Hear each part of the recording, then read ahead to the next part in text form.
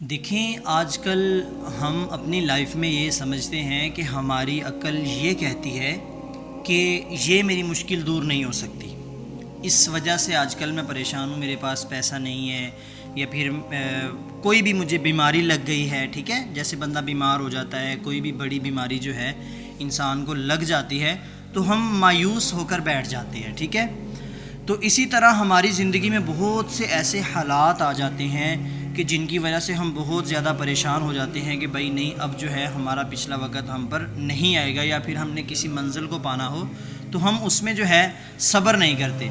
تو میں یہ کہتا ہوں کہ حضرت یوسف علیہ السلام کے ساتھ جو ہوا، اللہ نے اس پورے واقعے کو قرآن میں بھی مینشن کیا.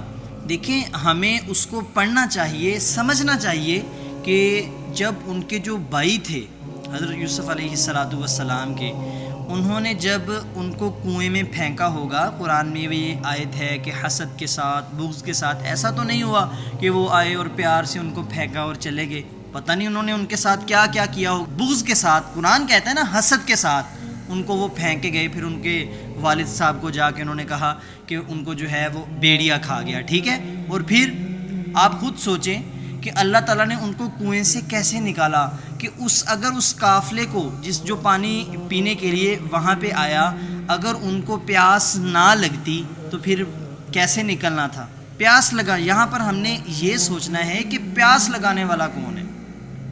اللہ تعالیٰ ہے نا. پھر آپ خود سوچیں، جیسے ہی انہوں نے ان کو باہر نکالا، پھر آگے چلے گئے، پھر ایک وقت آیا وہ جیل میں چلے گئے. آپ خود سوچیں کہ جو بادشاہ کو اس وقت خواب آیا وہ کس طرف سے آیا؟ کیا اللہ ان چیزوں پر قادر نہیں ہے؟ جس اللہ نے ہمیں پیدا کیا ہے، جس اللہ نے ہمیں اتنا اچھا بنایا ہے، پھر اللہ ہم سے 70 ماؤں سے زیادہ پیار بھی کرتا ہے، تو پھر ہم کیسے مایوس ہو جاتے ہیں؟ بات تو تھوڑی سی سوچنے والی ہے نا. دیکھیں، ہمارے کتنے لوگ کتنی زیادہ ٹینشن میں ہیں. ہر بندے کی اپنی اپنی اپنی ٹینشن ہے، ہر بندے کی اپنی اپنی اپنی. جس کے پاس بیٹھ جاؤ ہر بندہ پریشان ہے. ٹھیک ہے، پھر کیا ہوا؟ یوسف علیہ السلام ایک وقت آیا ان کے پاس، وہ بادشاہ بن گئے. ٹھیک ہے، وہی جو ان کے بھائی تھے وہ ان کے پاس آ گئے، اور جب بنیامین کو ان سے وہ ایک جو ہے ایک برتن نکل آیا بنیامین کے پاس سے، تو ان کے بھائیوں نے تب بھی انہیں کہا کہ اس کا بھائی تھا ایک یوسف، اس نے بھی ایسے ہی کیا تھا. مطلب میں آپ کو یہ چیز تھوڑی سی مختصر کر کے سنا رہا ہوں، اس لیے سنا رہا ہوں کہ آج کے لوگ کہتے ہیں جی بس جی ہمارے خاندان والوں نے ہمارے جو ہے ہمارے بارے میں اس طرح بات کر دی، یہ جو اپنے نہیں ہیں یہ تو غیروں سے بھی بڑھ کر برے ہیں، ایسے ہیں ویسے ہیں. مطلب کہ اس طرح کی باتیں جو ہیں بہت زیادہ سننے کو ملتی ہیں. میرے دوستو، خود سوچیں، یوسف علیہ السلام نے کتنا زیادہ صبر کیا. وہ ایک وقت میں جو ہے مصر کے بادشاہ بن گئے، تو تب چاہتے اگر تو اپنے بھائیوں کو جو مرضی کر سکتے تھے.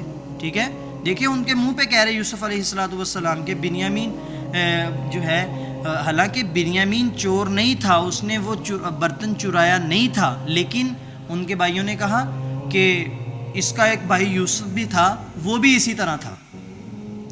ٹھیک ہے، تو اس لیے اگر ہم نے اچھی زندگی گزارنی ہے، اگر ہم نے آخرت میں بھی کامیاب ہونا ہے، تو میرے دوستو ہمیں صبر کو ضرور آزمانا ہے. ٹھیک ہے، اور پھر اللہ تعالیٰ ہمیں قرآن پاک میں جگہ جگہ ہر مشکل کے ساتھ آسانی کا وعدہ کر رہا ہے. ٹھیک ہے، سورۃ الم نشرہ میں اللہ تعالیٰ کیا فرماتے ہیں؟